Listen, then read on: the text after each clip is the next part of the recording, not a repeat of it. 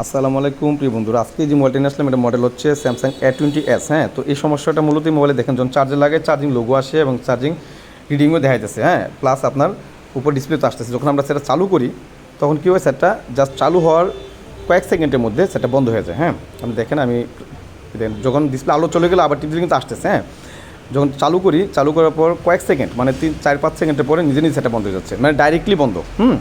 তো এমতো অবস্থায় কোনো মোবাইল যদি আসে আর এটার মডেল নাম্বার এই মডেলে স্যামসাং সেটের যদি আপনার প্রসেসর যদি কোয়ালকমের HDM 450 হয়, তাহলে আর কোনো কথা নাই, কোথাও তাকানো লাগবে। দেখেন সেটা কিন্তু রানিং হওয়ার পর সব আবার বন্ধ হয়ে গেছে। হ্যাঁ, আবার ট্রাই করি, দেখেন আবারও কিছুক্ষণ থাকে, হ্যাঁ কয়েক সেকেন্ড থাকার পর আবার বন্ধ হয়ে যায়। এরকম সমস্যা আসলে অবশ্যই একটা সিপু থেকে মানে 99% শিওর। আর বিশেষ করে যেটা HDM 450 সিপু যে মোবাইল লাগানো আছে, এই মোবাইলগুলোতে যদি এরকম সমস্যা দেখা দেয় তাহলে 100% শিওর থাকেন যেটা মূলত সিপু থেকে সমস্যা। হ্যাঁ, সিপুটা রিবুল করে দিলে হয়ে যাবে। দেখেন এটার ব্যাটারি এবং আইডি থার্মাল সবগুলো চেক করেছে, কোথাও কোনো সমস্যা নেই। একমাত্র সমস্যা হয়েছে একমাত্র সিপুতে। হ্যাঁ, দেখেন এই HDM 450 যে প্রসেসর ব্যবহার করেছে, এই মোবাইলের এই সমস্যা যদি আসে, যে কোনো মডেলের ক্ষেত্রেই হোক, এটা অনেকগুলো মডেলে কিন্তু HDM 450 ব্যবহার করেছে।